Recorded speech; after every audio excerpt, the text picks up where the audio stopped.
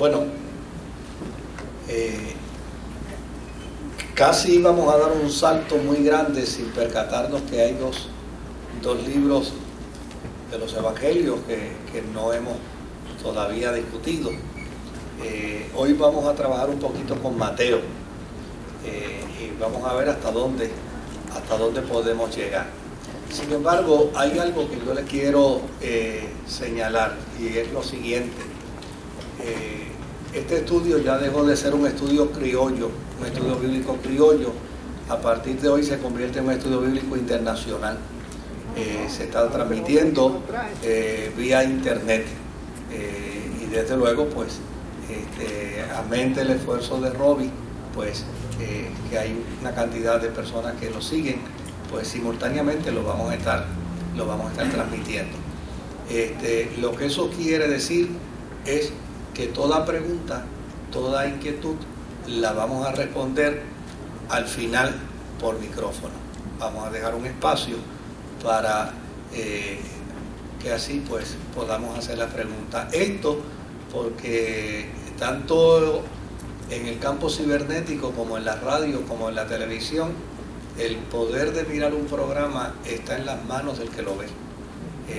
Y si de momento se siente que lo están sacando de lo que está viendo, pues lo que hace es que se desconecta. Así que damos el estudio de 8 a 9:15. A las 9:15 por donde paramos, y entonces pues hacemos las preguntas o los comentarios que queramos hacer. Con mucho gusto pues lo hacemos en el micrófono, y eso pues nos va a dar la oportunidad de que la gente que nos va a ver a través de internet, el domingo en la noche hicimos una prueba, y teníamos 132 personas viendo el culto de la noche a través de internet, y estamos seguros que cuando siga corriendo la voz y la gente se siga enterando, pues bien seguro vamos a tener mucha gente viendo el estudio bíblico, el culto de oración, los cultos de los viernes, el culto del domingo, a través de la internet. Hoy vamos a hablar de Mateo, y desde luego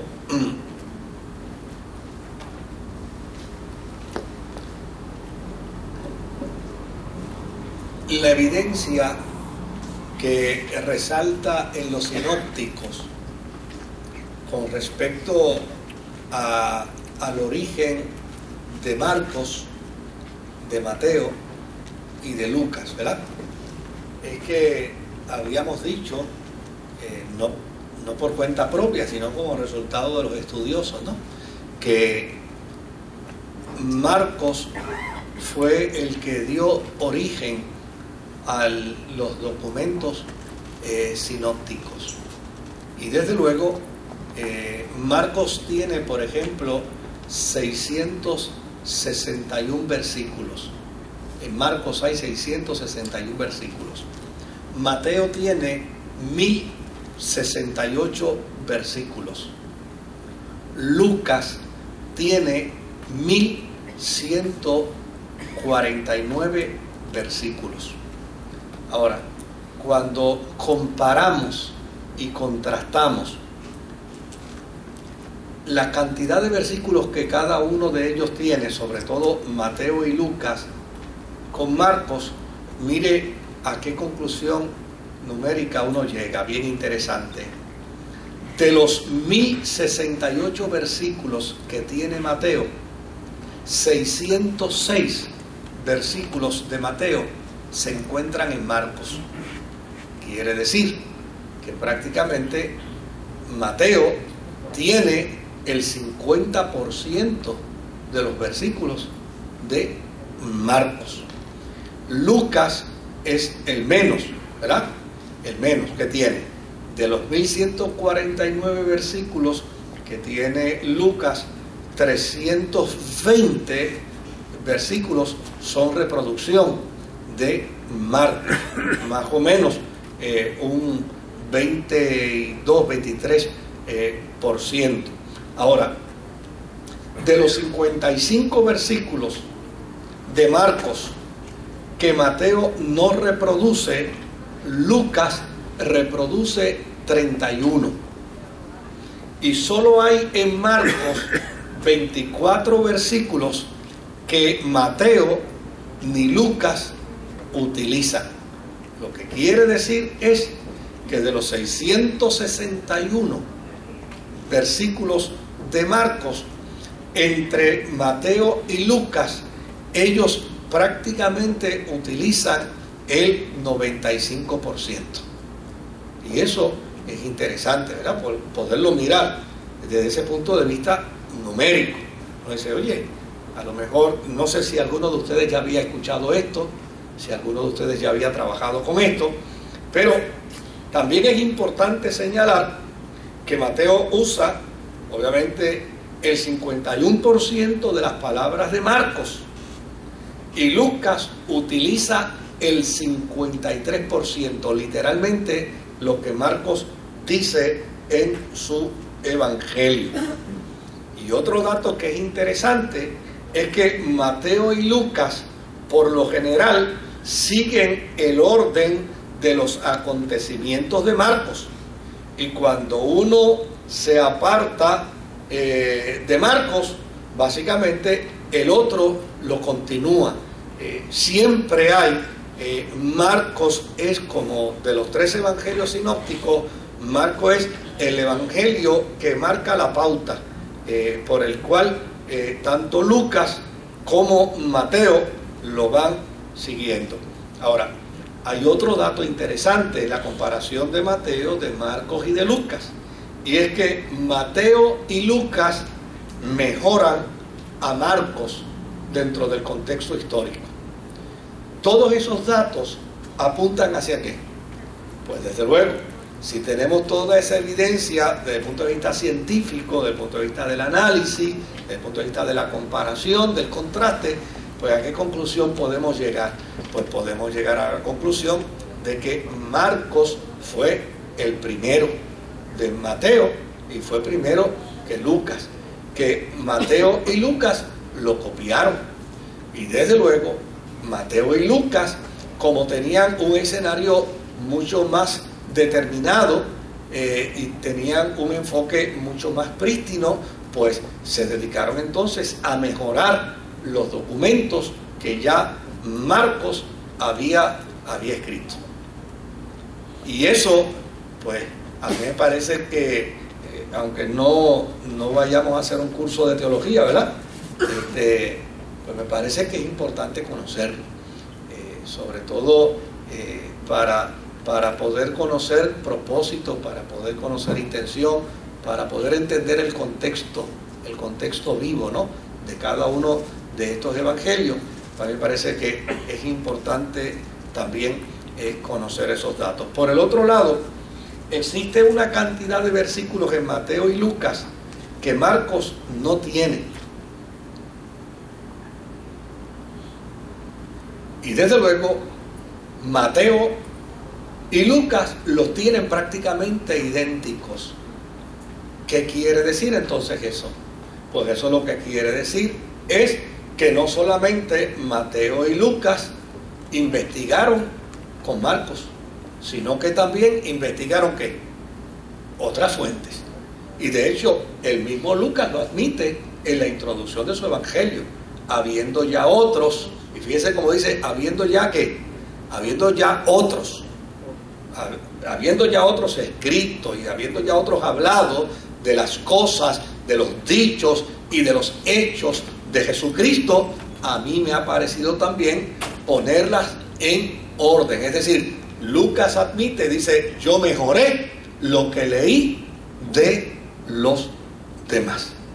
Y yo creo que pues estos datos tal vez para una predicación no son muy importantes, pero sí son importantes a la hora de un estudio bíblico poderlos considerar. Yo estoy pasando por alto algunos pasajes bíblicos de comparación, pero por lo menos me gustaría que veamos Marcos capítulo 3 y versículo 5. Marcos 3, versículo 5. Y ahí usted me presta el oído para que me pueda seguir. No sé si se puede poner en la pantalla. Se va a poder. No, pues entonces déjame agarrar la Biblia acá para que podamos seguirlo desde acá. Marcos capítulo 3 y versículo 5. Escuche este texto. Dice: Jesús se les quedó mirando, enojado y entristecido por la dureza de su corazón, y le dijo al hombre: extiende la mano. La extendió y la mano le quedó restablecida. Si leemos en Marcos capítulo 3 y verso 21, mire lo que vamos a leer. Los maestros de la ley que habían llegado de Jerusalén decían: está poseído por Beelzebú. ¿Quién está poseído por Beelzebú? Jesús. Eso es lo que están diciendo ellos. Él está poseído por Beelzebú. Expulsa a los demonios por medio del príncipe de los demonios. Y si vemos a Marcos capítulo 10 y versículo 14, vamos a leer donde dice: cuando Jesús se dio cuenta, se indignó y les dijo: dejen que los niños vengan a mí y no se lo impidan, porque el reino de Dios es de quienes son como ellos. Si usted nota en estos 3 versículos de Marcos, mire qué dato interesante. Jesús o lo acusan de endemoniado o está enfogonado. Ahora, ¿hacia qué apunta esto? Apunta precisamente que la visión que Marcos tenía de Jesús era una visión más humana. En lugar de presentar la divinidad de Jesús, Marcos tiende a presentar la humanidad de Jesús. Y la humanidad de Jesús, pues en el caso del capítulo 3, precisamente porque en el versículo 5 dice que Jesús se les quedó mirando a los religiosos, porque llana y sencillamente él iba a hacer un milagro en sábado, y quedándosele mirando, dice que estaba enojado y entristecido por la dureza del corazón de los que allí estaban. O sea, enojado y entristecido. Cuando usted piensa en alguien que está enojado y entristecido, ¿lo piensa divino? Lo piensa humano. De hecho, yo he estado en reuniones donde yo me he enojado y hay gente que casi se ha presignado porque dicen: ay, Dios mío, pastor, yo soy tan humano como los demás. Cualquiera le puede dar un enojo, pues a mí también me da, ¿no? Pero fíjense que este planteamiento lo que demuestra es que el hecho de que Mateo y Lucas hayan mejorado a Marcos es porque cuando leemos a Lucas y cuando leemos a Mateo, Mateo no dice esas cosas de Jesús. No es que está mejorándole la imagen a Jesús, es que el enfoque que ellos tienen sobre el ministerio de Jesús y sobre la persona de Jesús está enfocado en un elemento más divino.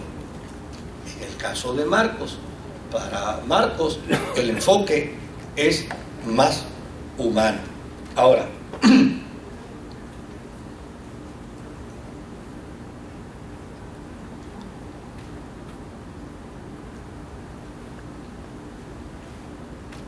habíamos hablado en la introducción de este estudio, habíamos hablado de la fuente Q, ¿verdad? Y habíamos dicho que la fuente Q es una referencia que tienen los estudiosos de las Sagradas Escrituras para con ella llegar a algunas conjeturas o algunas posibles explicaciones. Pero la fuente Q no es la verdad sagrada. La fuente Q es una opinión más, desde el punto de vista teológico. Lo que pasa es que a veces vemos algunos estudiosos de la Biblia que presentan la fuente Q como si fuera una verdad sagrada. No es una verdad sagrada, es una opinión más desde ese punto de vista. Ahora, ¿qué pasa con el Evangelio según San Mateo? Que es lo que queremos discutir hoy. Hay teólogos que niegan la autoría de Mateo en este Evangelio. Y la razón por la que niegan la autoría de Mateo es porque ellos dicen, ¿para qué decir que Mateo es el autor de ese Evangelio? Si a fin de cuentas lo que hizo fue dar un tizazo a un documento, ¿verdad? Si copió el 51% del documento, ¿por qué decir que es el autor? Si a fin de cuentas lo que hizo fue copiar más de Marcos que de lo que él mismo pudo producir.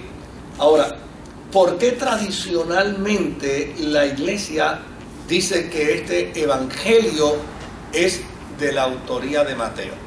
Bueno, la Iglesia dice que la autoría de Mateo es de Mateo, no por una mera suposición, sino por un testimonio de uno de los historiadores de la Iglesia, de uno de los historiadores de la cristiandad, llamado Papias. Y Papias dice, ese historiador de la Iglesia, él dice que Mateo recogió los dichos de Jesús en lengua hebrea, y que los recogió precisamente con el propósito de compilarlos y con el propósito de exponerlos. ¿Exponerlos a quién? ¿Y exponerlos para qué?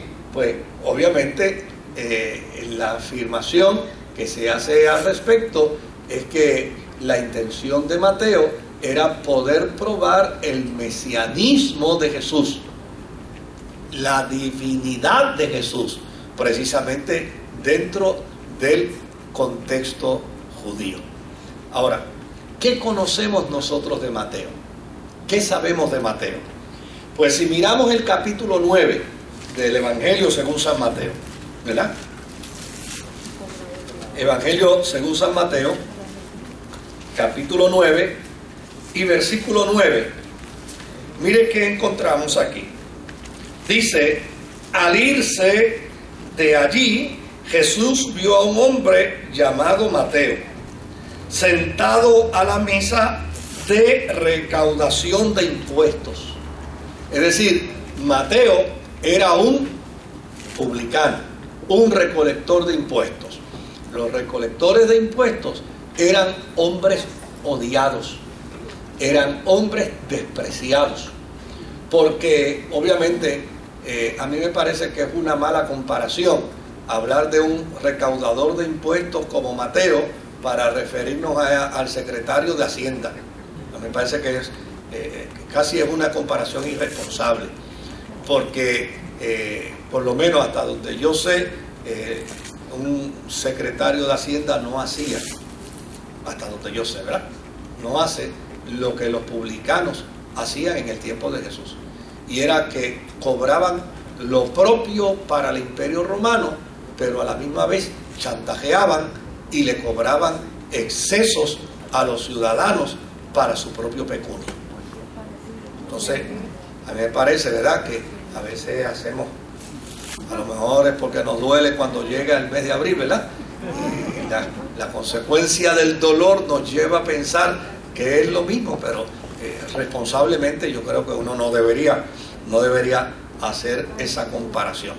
Era un cobrador de impuestos, y desde luego como cobrador de impuestos altamente odiado por los judíos, porque este individuo era como aquella famosa canción que dice: ni soy de aquí ni soy de allá, ¿verdad? El Imperio Romano dudaba mucho de ellos, porque tenían sospechas de que eran pillos, de que robaban, de que abusaban, esquilmaban a la gente, pero por el otro lado era la gente que hacía ese trabajo vil, ese trabajo sucio, y desde luego pues ellos lo hacían, sabían que en algún momento dado iban a ser las personas menos aceptas, dentro de la sociedad o dentro de la comuna en la que vivían, eran las personas más odiadas. Por lo tanto, ellos procuraban asegurarse su porvenir económico para el futuro, porque decían, aquí uno nunca sabe, ¿verdad?, qué puede pasar, y yo estoy aquí haciendo el trabajo sucio, pues yo tengo que asegurarme mi futuro, porque si no me lo hacen, y aparentemente se lo aseguraban, oiga, perdonando la redundancia, bien asegurado. De hecho, en el caso del chiquitín Zaqueo, ¿verdad?, fíjense que él dijo, a los que le he robado les voy a devolver, y le voy a devolver ¿cuánto? Le voy a devolver 4 veces más de lo que le robé. Es decir, si yo le llegué a robar a unos 100,000 pesos, yo le voy a devolver 400,000. Si puede devolver cantidades cuadruplicadas, porque pelado no se iba a quedar, ¿verdad? Quiere decir que había esquilmado mucho el bolsillo, y eso hacía entonces llevar a la gente a odiarlo. De esa estirpe es que sale Mateo, ¿verdad? Este es el personaje a quien se le adjudica el Evangelio según San Mateo. Entonces, ¿qué dice? Mientras Jesús estaba comiendo en casa de Mateo.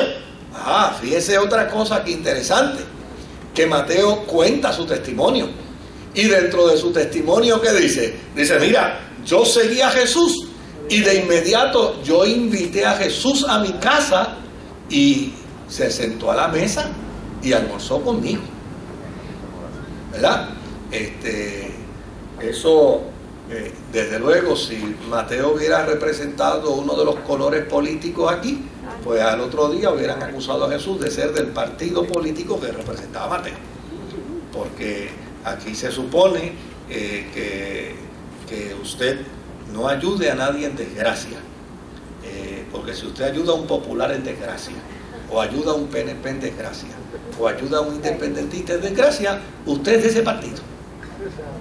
Y entonces aparecen un montón de individuos por ahí con unos fututos, o sin ellos, lanzando entonces epítetos contra la vida de cualquier ministro, por el solo hecho de extender manos de misericordia y de compasión para ayudar. Pues a Jesús no le importó. Dice, estaba comiendo en casa de Mateo. Y fíjese lo que dice Mateo: muchos recaudadores de impuestos y pecadores llegaron y comieron con él y sus discípulos. Es decir, que no solamente Jesús comió con Mateo, sino que comió con el comité del partido completo. ¿Verdad? Con toda la junta de gobierno de los publicanos, él comió. Y dice, comieron con él y sus discípulos. Y cuando los fariseos vieron esto, le preguntaron a sus discípulos, ¿por qué come su maestro con recaudadores de impuestos y con pecadores? Al oír esto, Jesús les contestó, no son los sanos los que necesitan médicos, sino los enfermos. Pero vayan y aprendan lo que significa: lo que pido de ustedes es misericordia y no ¿qué? Y no sacrificios, porque no he venido a llamar a justos, sino a pecadores. Querido, esta es una de las porciones bíblicas más relevantes para este tiempo. Sobre todo cuando yo dije hace unas semanas atrás que yo consideraba como un atropello, como un abuso, como un elemento sin razón el asesinato que se cometió con Gaddafi. Tal vez se merecía 500 años de cárcel, pero un ser humano no se merece ser ajusticiado sin que se le haya hecho juicio. Y de hecho hubo personas que se me acercaron y me dijeron, a mí no me gustó que tú dijeras eso, porque hay gente que no se percata y no se da cuenta que el estandarte del Evangelio es un estandarte de justicia. El estandarte del Evangelio es un estandarte de misericordia, de compasión, y es un estandarte de compasión. O sea, eso es el Evangelio. yo me he topado con gente. Bueno, yo una vez me topé con una persona, hubo un caso de un ministro que cometió pues un error como lo cometemos cualquiera, y después de cometer el error yo me topé con un individuo evangelista y me dijo estas palabras, me dijo: eso ya Dios me lo había mostrado a mí hace unos meses atrás. Y él pensaba que yo iba a caer en bendición o que yo iba a hablar en lengua y yo lo que le dije fue: ven acá, y el Señor te mostró esto, ¿y qué tú hiciste? No, nada, esperar, mira, y cayó. Le digo: tú eres más bandido que él, chico, porque tú te sentaste a esperar su caída, cuando lo que debiste haber hecho era irlo a amonestar y decirle: mira, Dios me mostró que tú estabas en pecado, Dios me mostró que tú estabas mal, porque la Biblia dice: sépase pues que aquel que confronte a alguien con su pecado y se arrepienta, habrá salvado un alma y habrá cubierto ¿qué? Multitudes de pecados. Pues este es el Evangelio. El Evangelio es este de Jesús. ¿A quién se lo...? Mire, a nadie se le hubiera ocurrido decir: yo voy a comenzar a ganar discípulos para mí, y entre los primeros que voy a ganar es la gente más odiada de esta nación, porque eso, políticamente hablando, es un desequilibrio. Políticamente hablando no es estratégico. Sin embargo, a Jesús poco le importaba la estrategia política, le importaba lo que le dijo a los religiosos: ustedes no han leído lo que dice la Escritura, misericordia y no sacrificios es lo que Dios pide. Cuando la iglesia empieza a mirar con misericordia, se parece más a Jesús que cuando se sienta solo a juzgar y a condenar.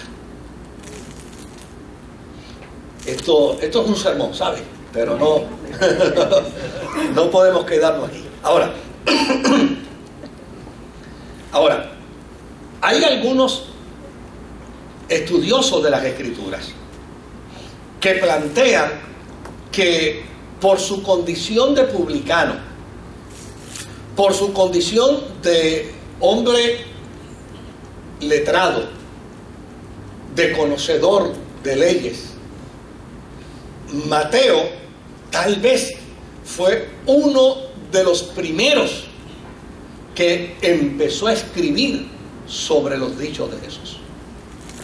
Pero desde luego esto es una suposición, ¿no?, de algunos estudiosos, porque dicen: mira, cuando comparamos a Mateo, que es discípulo, con Pedro, pues obviamente nos damos cuenta que el nivel académico de Mateo tenía que ser superior al nivel académico de la mayoría de los discípulos de Jesús, que eran pescadores, que no necesitaban preparación académica para ejercer la función de pescadores.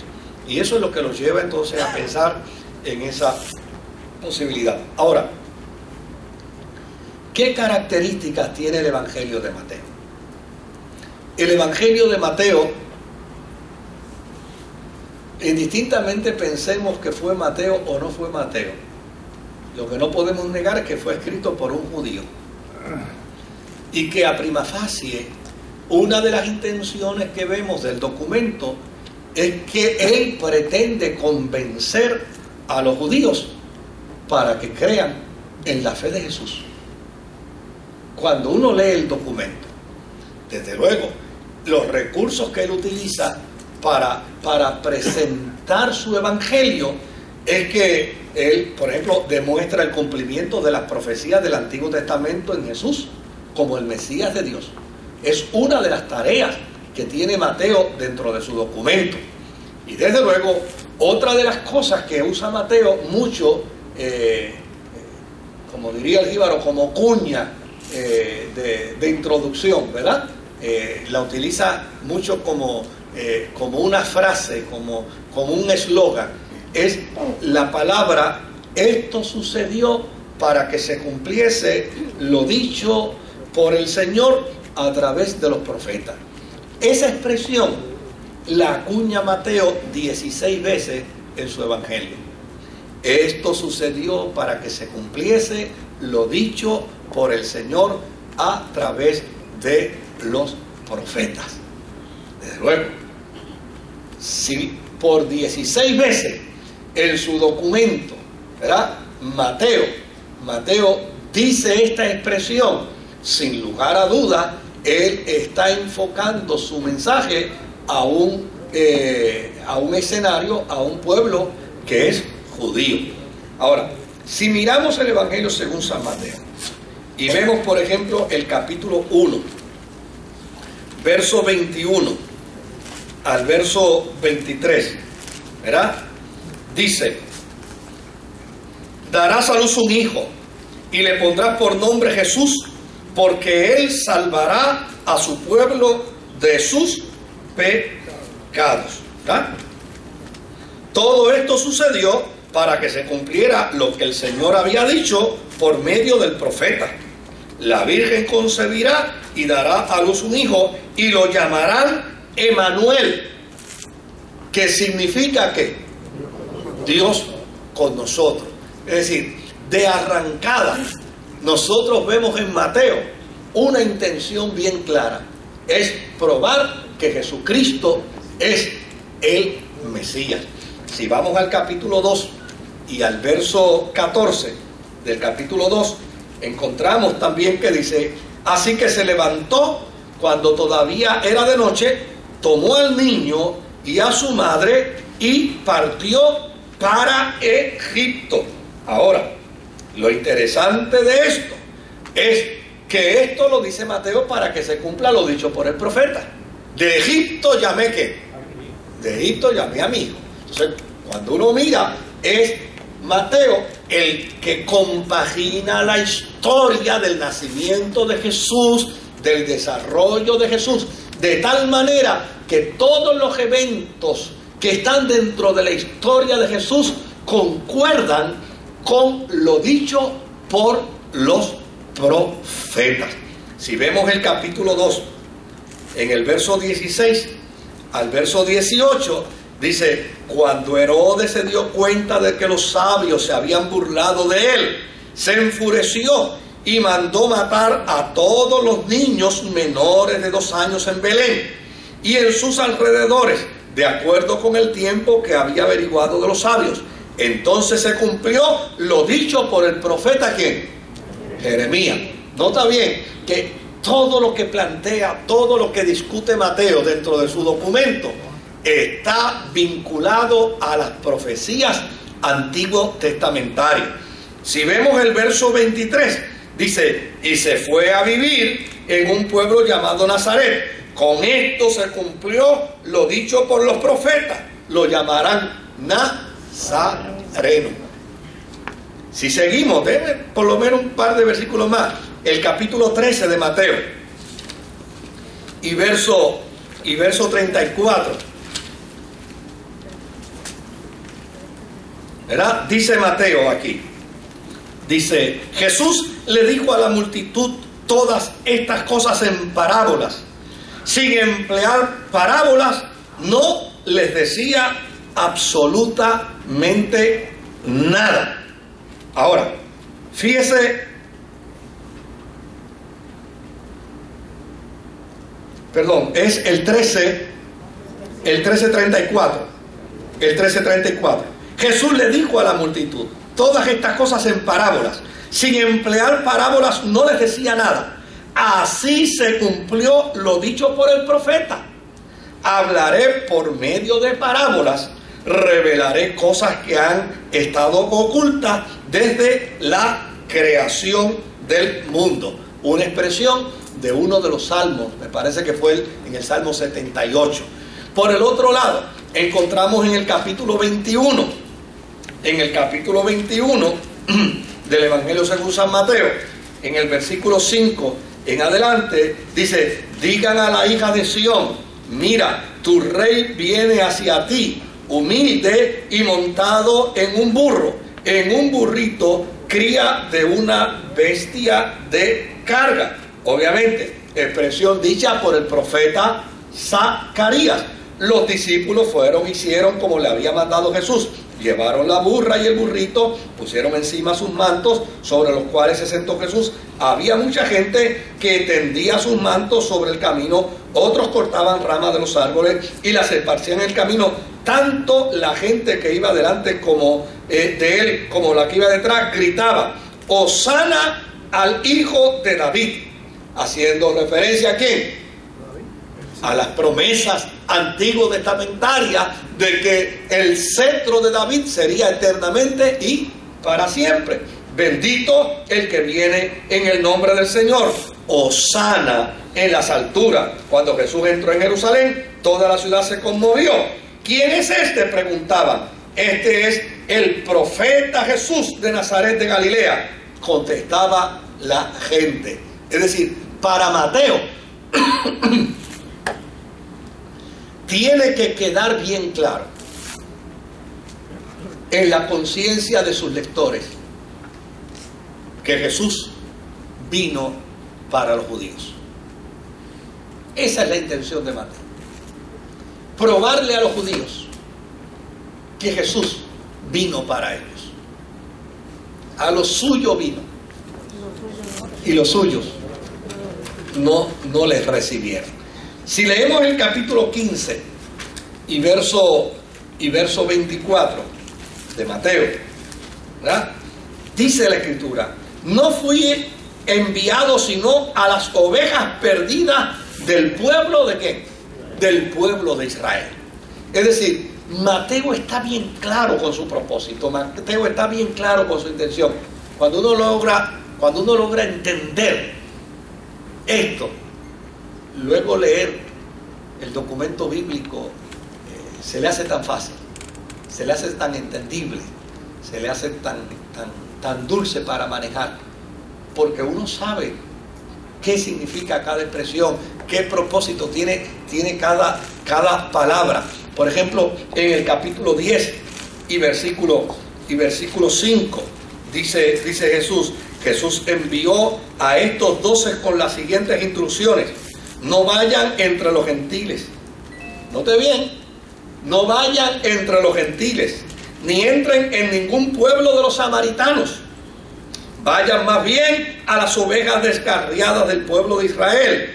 Donde quiera que vayan, prediquen este mensaje: el reino de los cielos está cerca. Sanen a los enfermos, resuciten a los muertos, limpien de su enfermedad a los que tienen lepra, expulsen a los demonios. Los que ustedes recibieron gratis, denlo gratuitamente. No lleven oro ni plata, ni cobre en el cinturón, ni bolsa para el camino, ni 2 mudas de ropa, ni sandalias, ni bastón, porque el trabajador merece que se le dé de su sustento. Pero a fin de cuentas, ¿a dónde es que tienen que ir?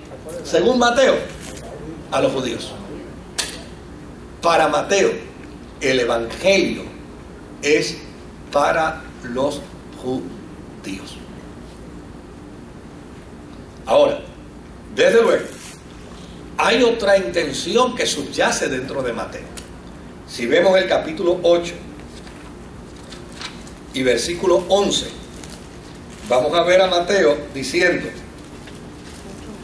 les digo que muchos vendrán del oriente y del occidente y participarán en el banquete con Abraham, Isaac y Jacob en el reino de los cielos.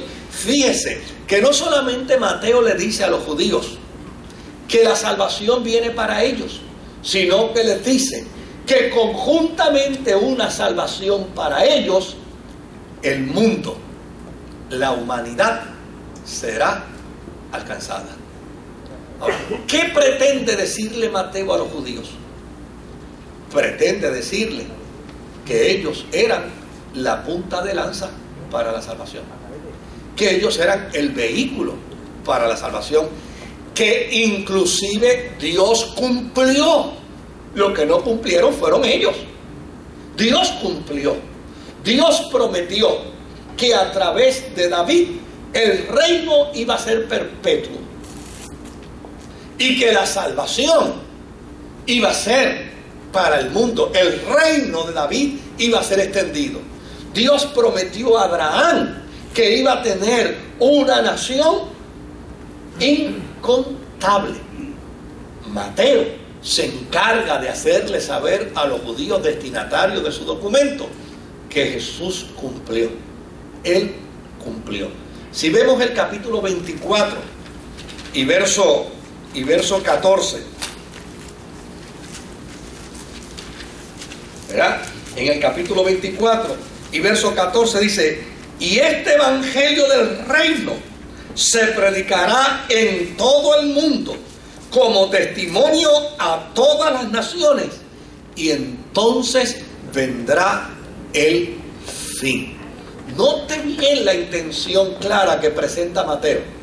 La intención clara es: el evangelio viene a través de los judíos, pero no tiene la intención ni el propósito de que estos se queden con el patrimonio del evangelio para gobernarlo, sino el propósito de Dios es que todo el mundo pueda conocer de la gracia de Jesucristo. Ahora, ¿qué otra cosa hace Mateo en su documento? Pues mire, otra de las cosas que hace Mateo en su documento es que Mateo deja claro que Jesús es un obediente de la ley.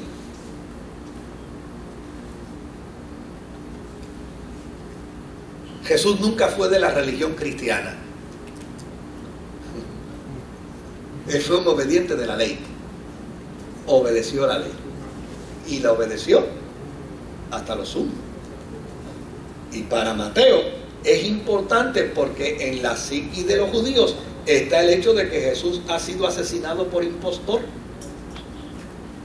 Y hay que clarificarle a los judíos tal cosa. Entonces, ¿qué hace Mateo?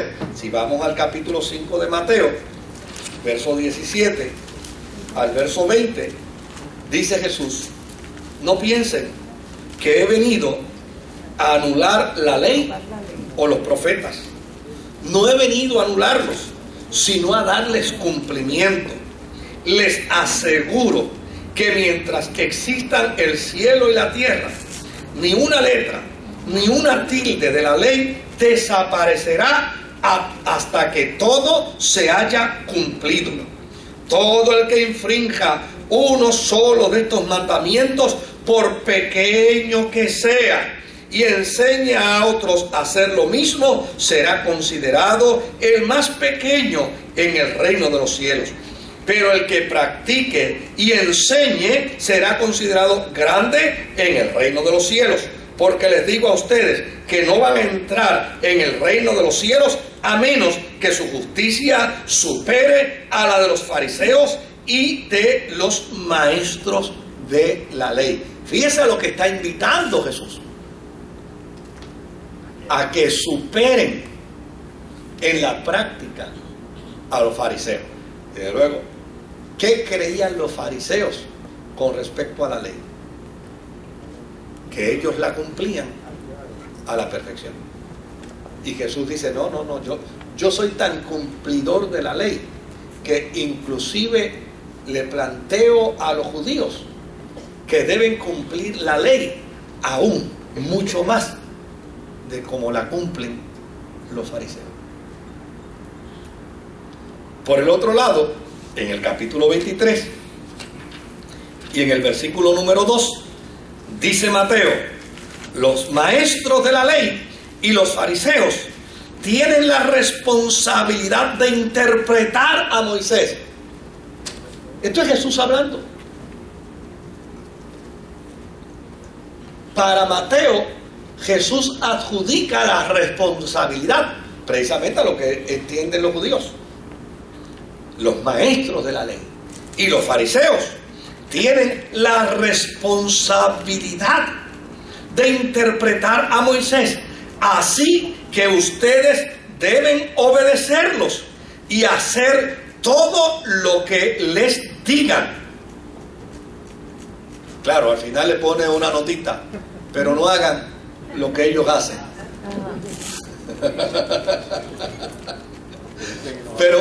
Pero la intención de Mateo es decir: si ustedes han pensado, si ustedes han dicho que Jesús fue un infractor de la ley, que murió por ser infractor, ustedes están equivocados. Todo lo contrario, Jesús movió al pueblo judío a que cumpliera la ley aún más allá de los fariseos.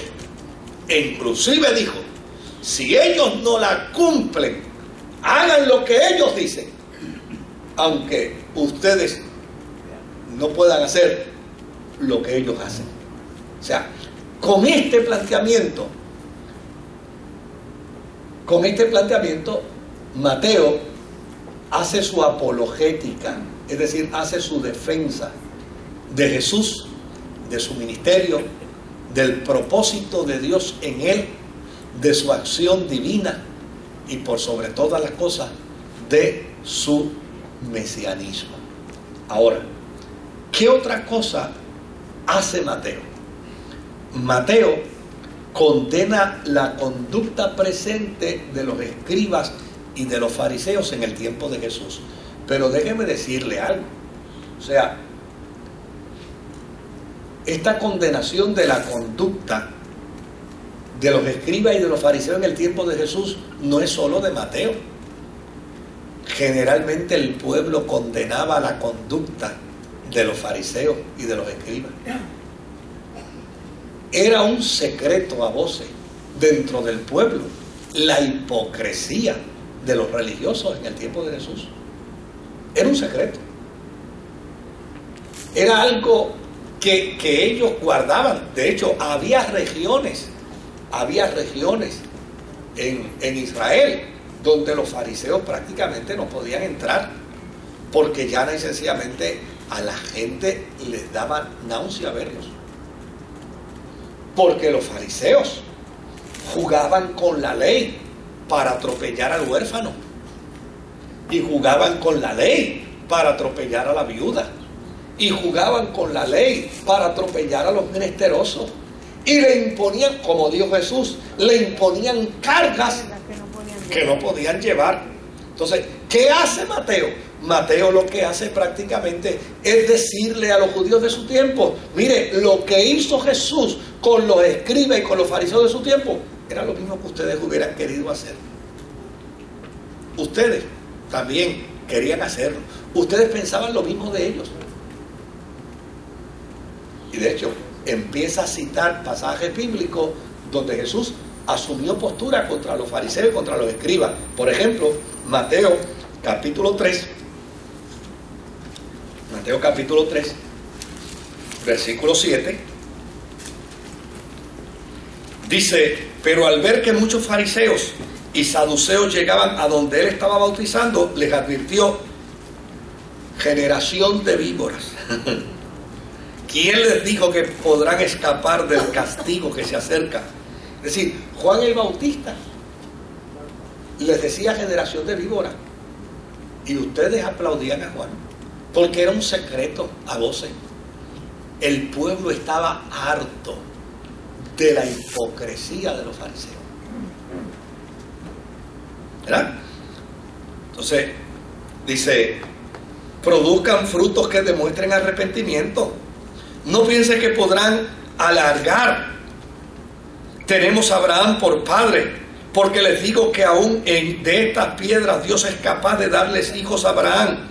El hacha ya está puesta a la raíz de los árboles, y todo árbol que no produzca buen fruto será cortado y arrojado al fuego.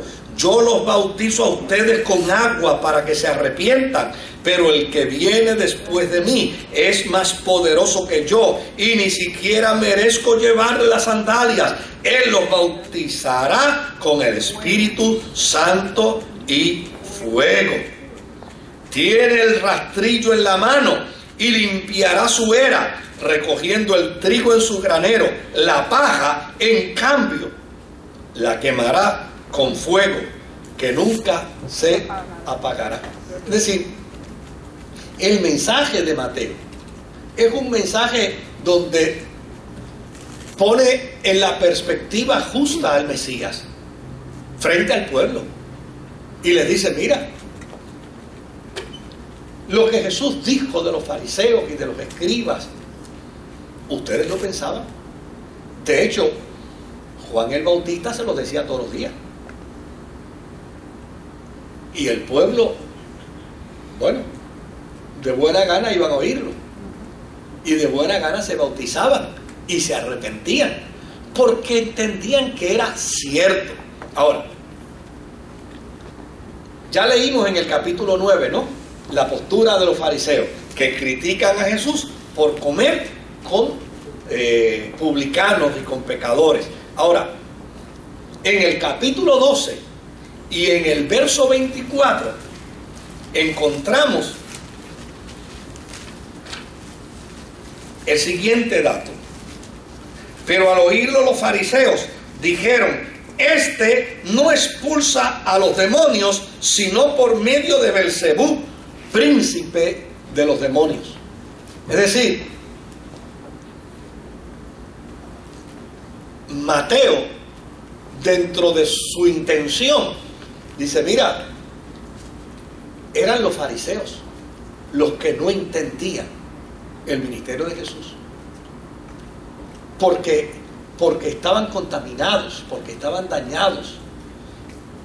Y era, a fin de cuentas, la intención era decirle: ustedes cayeron en la trampa de creerle a la gente que estaba totalmente contaminada, totalmente dañada. De hecho, en el capítulo 12, en el verso 14, dice: estos fariseos conspiraron contra Jesús para matarlo. Mire qué clase de religiosos. Conspiraban para asesinar al que se oponía a lo que ellos enseñaban. Y por el otro lado, dice en el capítulo 16, este hay que leerlo, en el capítulo 16,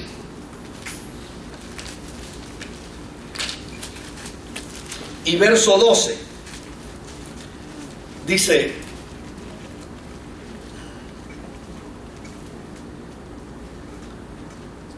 cuando llegó a la región de Cesarea de Filipo, Jesús preguntó a sus discípulos: ¿quién dice la gente que es el Hijo del Hombre? Le respondieron: unos dicen que es Juan el Bautista, otros que Elías, y otros que Jeremías, o otro de los profetas. Fíjese qué planteamiento. El impacto del ministerio de Jesús, claro, era grisáceo, era a través de un espejo opaco, pero el pueblo no decía que Jesús era un hipócrita, no decía que Jesús era un falsante, no decía que Jesús era un impostor, sino todo lo contrario. El pueblo decía que él era o Juan el Bautista, que él era o Elías. Y decir Elías, o sea, comparar a Jesús con Elías, era hacer una tremenda comparación desde el punto de vista positivo.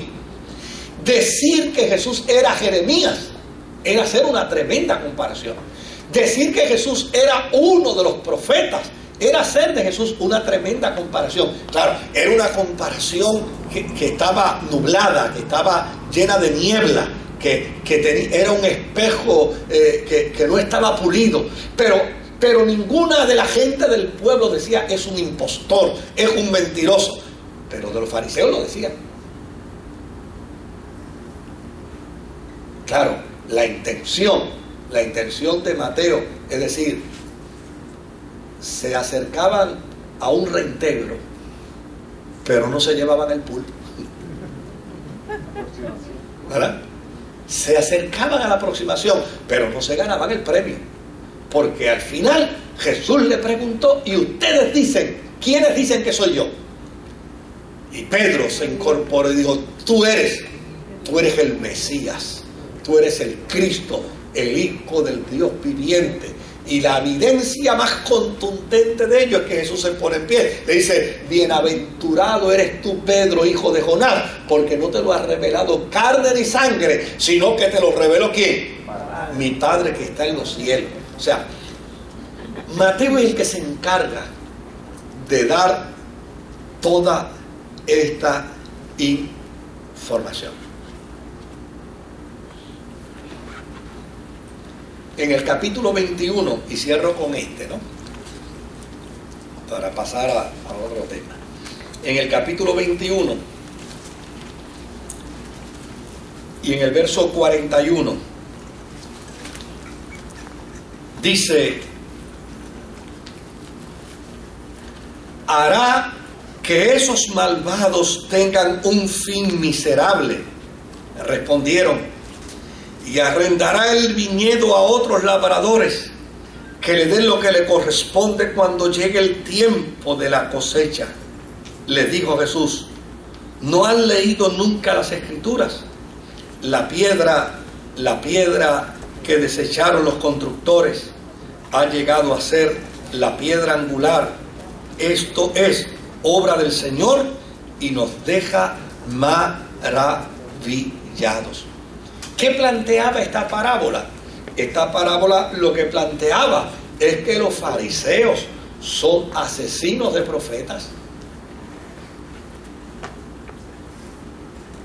Que no solamente se resistían, sino que cualquiera que viniera en nombre del dueño de la viña a reclamar, también era asesinado. Es decir, Mateo da la impresión que está haciendo las bases de un argumento de defensa ante un tribunal. Es como si él estuviese desarrollando una defensa ante un tribunal para decir: mataron al autor de la vida y la responsabilidad no es de ustedes los judíos, sino es de usted, de los fariseos y de los escribas, los que eran responsables de clarificar que Jesús era el Mesías, era el cumplimiento de los profetas, pero ustedes le creyeron precisamente a ellos. De hecho, cuando Mateo narra la pasión de Jesús, la responsabilidad de la muerte de Jesús no la pone en manos del pueblo judío. No, porque a fin de cuentas el pueblo judío no fue responsable de la muerte de Jesús según San Mateo. Los responsables de la muerte de Jesús fueron los religiosos, fariseos y escribas, que con su hipocresía religiosa fueron señalados por Jesús constantemente. Ahora, hay otro dato interesante en el libro de Mateo, y es que cuando vamos al capítulo 16,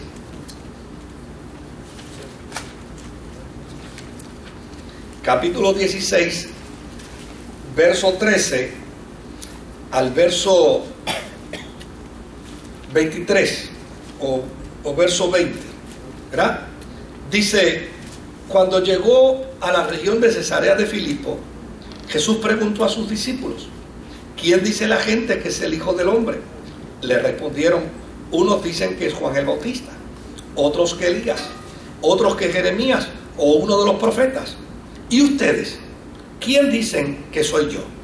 Tú eres el Cristo, el Hijo del Dios viviente, afirmó Simón Pedro.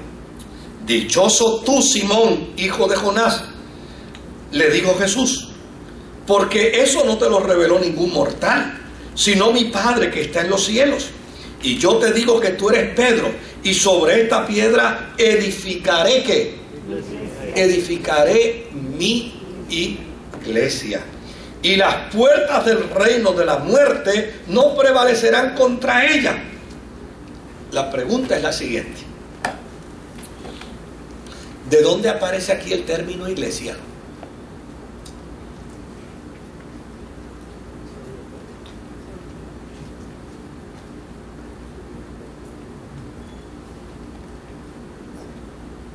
¿Por qué surge ese término aquí en Mateo?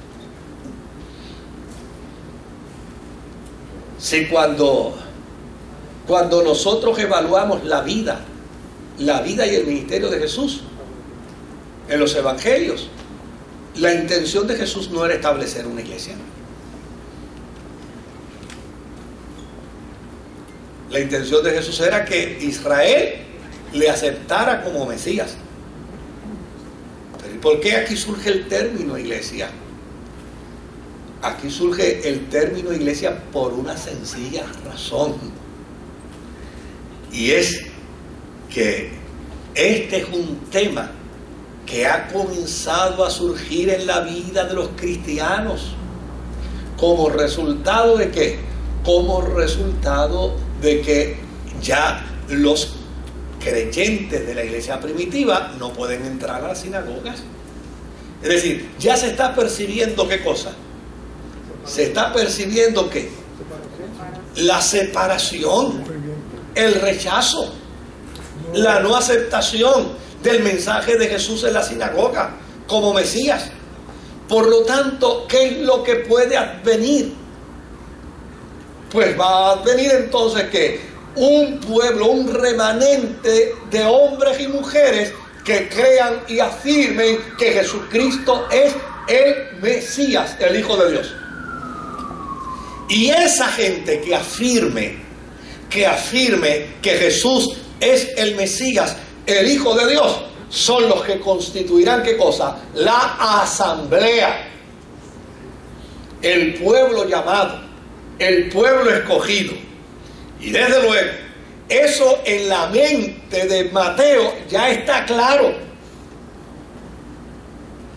Y lo presenta dentro del planteamiento de Jesús, porque a fin de cuentas hay que despertar también a la conciencia de los cristianos de la iglesia primitiva, porque los cristianos de la iglesia primitiva seguían yendo a la sinagoga día tras día, aun cuando les cerraban las puertas, aun cuando los expulsaban, aun cuando los botaban, aun cuando les decían 1000 improperios, ellos seguían automáticamente, y todavía no había despertado en ellos la conciencia de que llegaría el momento en que tendría que desarrollarse una asamblea de ¿qué?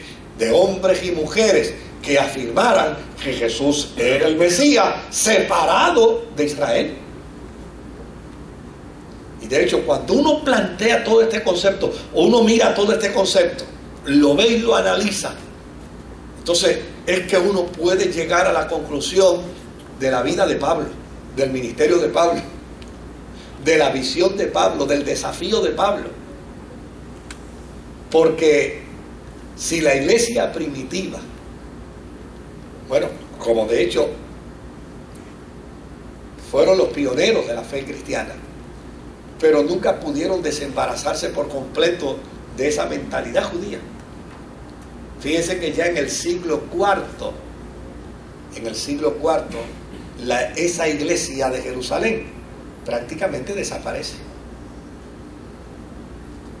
Ya no había manera de vincular a los cristianos del siglo IV con la iglesia primitiva del primer siglo.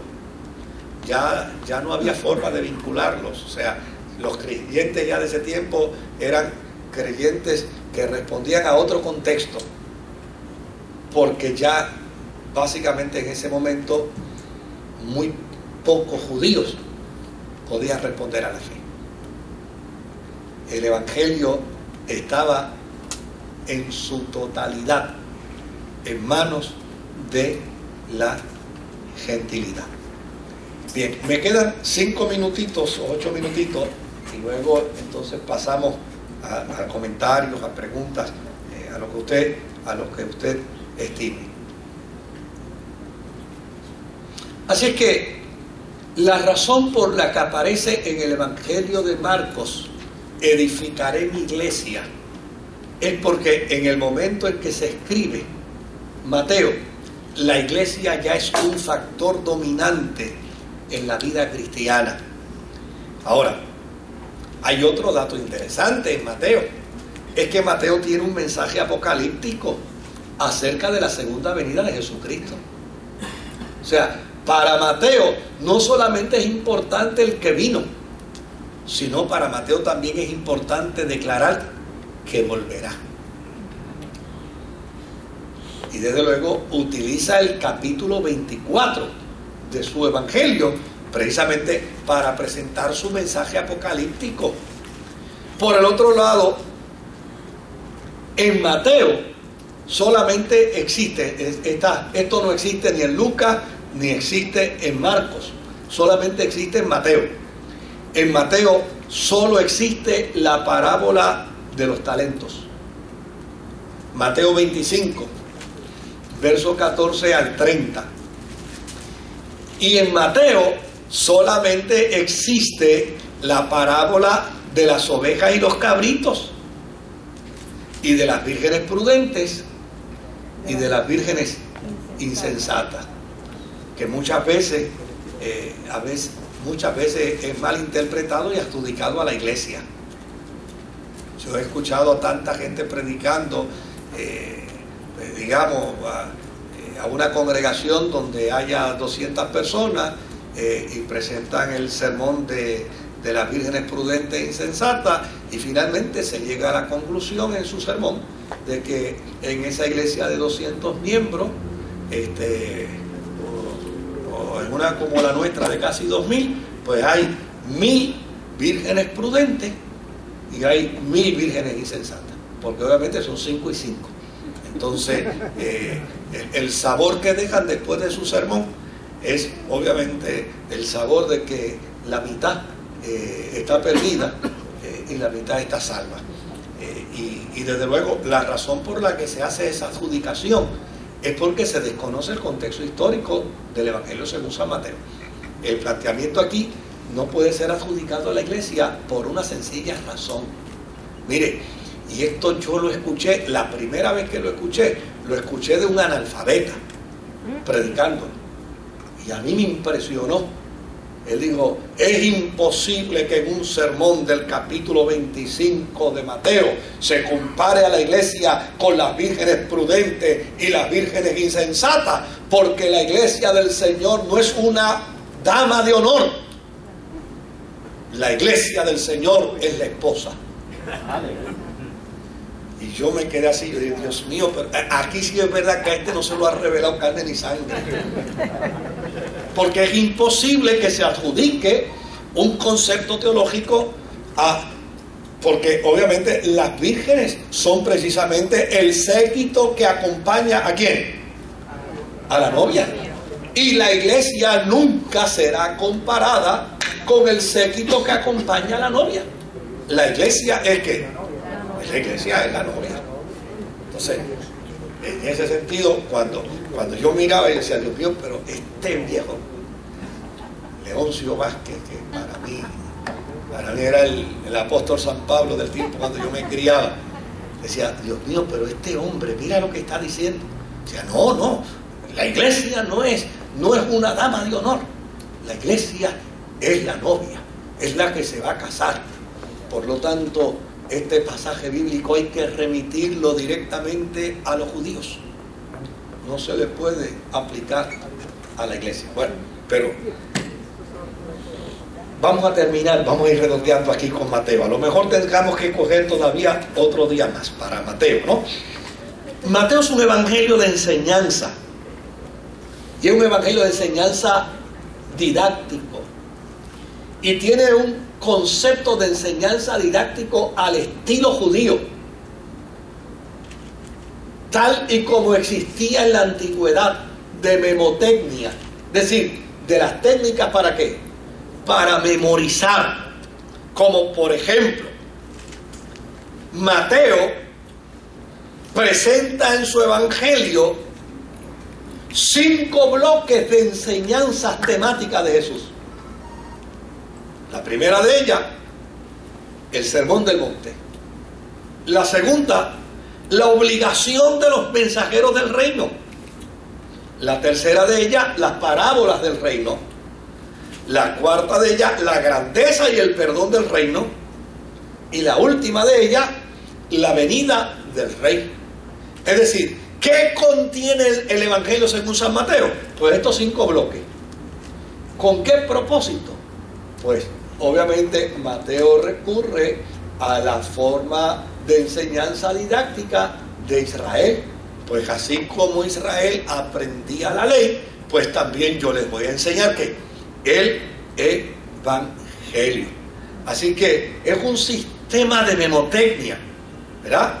Y desde luego empieza a plantear las historias de manera que la gente las pueda relacionar con números. Por ejemplo, 3 mensajes de Dios a José, 3 negaciones de Pedro, 3 preguntas de Pilatos, ¿verdad? 7 parábolas del reino, 7 ayes para los escribas y para los fariseos. ¿Y esto para qué? Porque obviamente cuando el estudiante o el lector lo ubicaba de esa forma, se le hacía mucho más fácil recordar el contenido del documento de Mateo. Por el otro lado, la genealogía en Mateo es genial. La forma como Mateo presenta la genealogía. Vamos allá un minutito. En 3 minutos la leemos, ¿verdad? Pero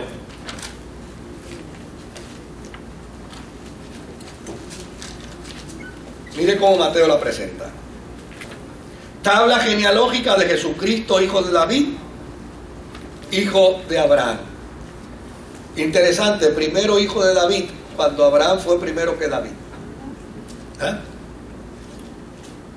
Dice, Abraham fue el padre de Isaac, Isaac fue el padre de Jacob, Jacob fue el padre de Judá y de sus hermanos, Judá fue padre de Fares y de Zera, cuya madre fue Tamar, Fares padre de Hezrón, Hezrón padre de Arán, y por ahí sigue presentando el árbol genealógico según su entendimiento judío, ¿verdad? Ya no tenemos el tiempo, ¿verdad?, para entrar en él, pero si quiere lo podemos tomar como asignación y ver la forma y manera como él hace la genealogía de Jesús y como presenta la genealogía de Jesús. Si quiere lo podemos trabajar el martes como una asignación. Pero a fin de cuentas, Mateo utiliza todos los recursos didácticos judíos para presentar su documento. No es un documento que, a pesar de que tiene el 50% de la información de Marcos, óigame, no es un documento al garete. No es un documento donde Mateo dijo, pues déjame agarrar de aquí, agarro de aquí, agarro de acá y agarro de acá y hago mi documento. No, no.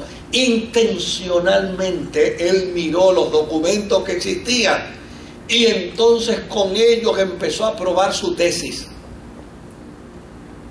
Con ello empezó a probar lo que él quería probarle a los judíos. Con ello empezó a demostrarle a los judíos lo que él le quería demostrar. Que Dios había cumplido lo que le prometió a Abraham. Que Dios había cumplido lo que le prometió a David. Y que todo lo que los profetas habían dicho era cierto. Dios cumplió su parte en Jesús el Mesías. Israel no pudo cumplirlo por culpa de los fariseos y de los escribas. Y como no lo pudo cumplir, a lo suyo vino. A lo suyo, oiga bien, no a los suyos, a lo suyo. Vino a cumplir el plan prometido. Pero los suyos no le recibieron. Pero a los que le recibieron, entonces les dio el derecho de convertirlos en israelitas.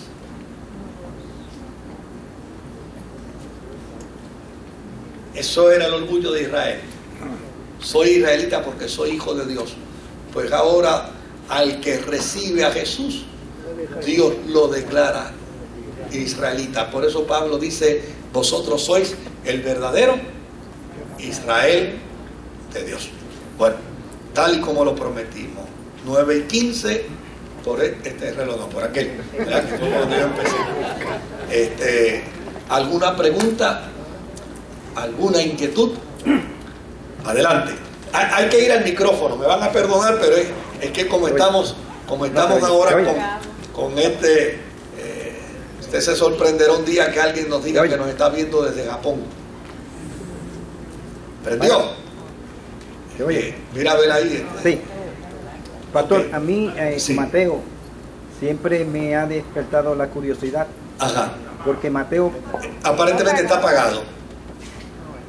¿Te oye? Ahora sí, ahora sí. A mí Mateo siempre me ha despertado la curiosidad porque Mateo es el único escritor del Nuevo Testamento, el único que menciona el reino de los cielos. Todos los demás mencionan solamente el reino de Dios. Mateo lo menciona 32 veces. Y siempre me ha despertado la curiosidad por un estudio que yo hice y porque lo he hablado delante de otros cristianos y el 95% no están de acuerdo conmigo. Ajá. Posiblemente yo esté equivocado, pero ninguno bíblicamente me ha dicho, mira, estás equivocado por esto. Y lo voy a plantear aquí para que usted me diga. Todo esto sucedió, un hermano mío, el menor, me trae un libro de un escritor que se llama Daniel Gagnon, que se titula No todo el que me dice Señor, Señor. En este libro, este señor trata de probar que la Iglesia Católica es la única autorizada para interpretar la Biblia, porque fue a Pedro, solamente a Pedro, a quien se le dio las llaves del reino de Dios. Y yo acostumbro a leer los libros de una sola vez, pero siempre vuelvo y comienzo de nuevo y busco textos para tomar notas. Y sin querer queriendo terminé con 87 páginas escritas sobre esto. Entonces yo me doy cuenta que a Pedro no se le entregaron las llaves del reino de Dios, se le entregaron las llaves del reino de los cielos, que para mí son dos cosas totalmente diferentes. Los hermanos míos, otros cristianos, me dicen, no, bueno, déme expresarle, porque tal vez a ellos yo no le pude expresar en lujo de detalle lo que yo creo. Mateo dice, el reino de los cielos es semejante a un sembrador que siembra buena semilla y viene el enemigo y le siembra la cizaña. Dice Mateo, el reino de los cielos es semejante al que tira la red y saca peces malos y peces buenos. Dice Mateo también que el reino de los cielos es semejante a las 10 vírgenes. Entonces, por otro lado, el mismo Señor dice, mas yo, si por el dedo de Dios echo fuera los demonios, ciertamente el reino de Dios se ha acercado. No dijo se ha establecido, dijo se ha acercado. Y el mismo Pablo en Corintios 6:9 dice, no se confundan, ni los idólatras, ni los homicidas, todas esas aberraciones, ninguno puede heredar el reino de Dios. Ahora, quien aclara esto para mí es el mismo Señor Jesús, cuando en un momento dado dice, de cierto os digo, que algunos de ustedes no gustarán la muerte hasta que vean el reino de Dios. Significando con esto que para ver el reino de Dios había que pasar por la muerte, pero que él iba a ser una excepción. Y 3 días después, dice Lucas, 8 días después, me gusta más como lo dice Marco, 6 días después, el Señor se transfiguró delante de ellos, Pedro, Juan y Jacobo, y allí le dio una pequeña muestra de lo que sería el reino de Dios. Si hay tiempo le explico lo de pequeño. Marcos dice, lo dice bien bonito, porque lo dice, y se transfiguró delante de ellos, y sus vestiduras se tornaron blancas, tan blanca como la nieve. Dice, tan blanca que ningún lavador de la tierra la puede blanquear así. O sea que ni hace ni cloros. Yo veo una diferencia notable entre una cosa y otra, porque aquí me hablan de peces malos y peces buenos, y aquí me hablan de gente santa. Entonces, como Mateo es el único que habla del reino de los cielos, me trae mucha confusión y nadie me ha podido declarar, o sea, aclarar por qué hay esa diferencia. Bueno, responsablemente hablando, yo tendría que decir que lo tomaría como una asignación, porque es algo que obviamente yo desconozco en ese sentido, ver si es el resultado de una traducción. Mateo generalmente escribe dentro de un contexto y dentro de una etimología hebrea, Lucas escribe dentro de una etimología griega, y probablemente la diferencia de traducción sea lo que provoque que en un lado se interprete como reino de los cielos, y en el otro lado se interprete como reino de Dios, pero me gustaría tomarlo como una asignación y el martes que viene, si hemos logrado alguna información, poderla compartir. El concepto del reino de los cielos en Mateo. Yo creo que debe haber buena información sobre el particular. Con respecto a lo que dicen los hermanos testigos, católicos, con respecto a que ellos son la iglesia verdadera, yo he conversado muchísimo con amigos sacerdotes católicos, y a los que los remito es a la historia. El mejor testigo para demostrar que eso que ellos dicen no es verdad es la historia. Digo, vea la historia y cuando... No, pero tú no has leído la historia, tú has leído la tradición. Si tú lees la tradición, vas a decir que la iglesia católica es la única iglesia. Pero si tú lees la historia, descubrirás que la historia no dice eso. Porque a fin de cuentas, todos los cristianos desde el primer siglo hasta el siglo XV, somos responsables de las cosas buenas y de las cosas malas que sucedieron en la historia de la cristiandad. ¿Ves? Ahora, después del siglo XVI, con la Reforma y la Transformación, donde hubo entonces una reforma y por el otro lado la Iglesia Católica decidió seguir dentro del marco de sus dogmas, pues a partir de ahí la Iglesia Católica es responsable de sus virtudes y sus defectos, y nosotros somos responsables de los nuestros, desde el punto de vista histórico, desde el punto de vista cristiano, evangélico. Ahora, Pedro no le pertenece a la Iglesia Católica Apostólica Romana. Pedro le pertenece a la cristiandad. Y los hombres y mujeres santos y santas del primer siglo, del segundo siglo, del tercer siglo, del cuarto siglo, del quinto siglo, hasta el momento del oscurantismo, tampoco le pertenecen a la Iglesia Católica Apostólica Romana, le pertenecen a la cristiandad. Tan es así, tanto le pertenecen a la cristiandad que la Iglesia Católica no utiliza como referencia toda la teología de San Agustín. Porque si utilizara toda la teología de San Agustín, tendrían que usar la teología reformada de Calvino. Y desde luego, porque el proponente de la teología reformada es San Agustín, el primer proponente de la teología reformada, entonces no se utiliza. La Iglesia Católica no lo utiliza. Ahora, decir que San Agustín es católico apostólico romano, pues habría que esperar llegar al cielo para preguntárselo a él. Yo creo que el concepto católico lo que significa es evangelio universal, y apostólico lo que quiere es vincular ese evangelio universal a la iglesia primitiva, a lo apostólico.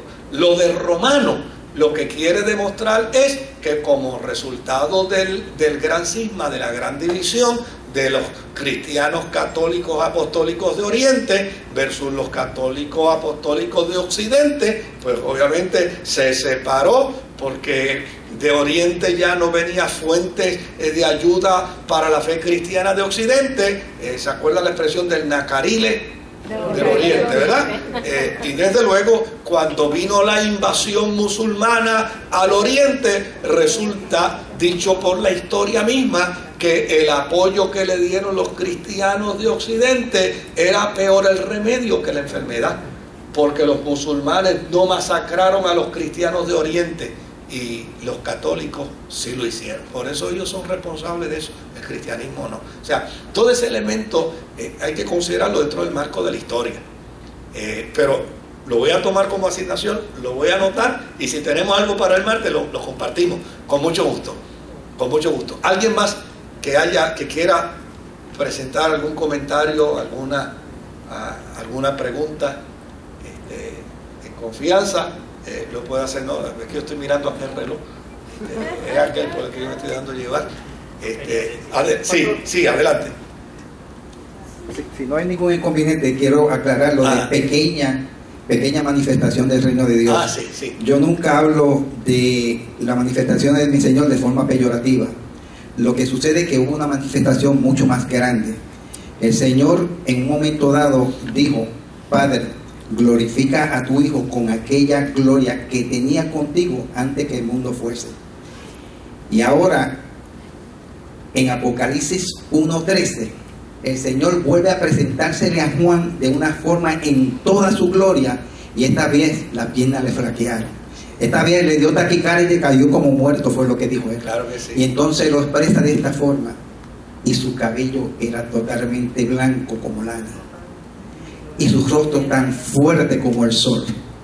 O sea que aquella experiencia fue mucho más grande que aquella manifestación de la transfiguración. Entiendo perfectamente. Entonces termino con un versículo que dice Pablo, que no tiene que ver con esto, que dice: de manera tal que de aquí en adelante a nadie conocemos según la carne. Y si a Cristo conocimos pasado según la carne, ya no lo conocemos así presente. Porque lo conozco ahora como lo conocí en la revelación. Es muy cierto, querido. Muy, muy cierto. Bueno, pues si no hay preguntas, es que nos queremos ir. Pues vámonos, oramos.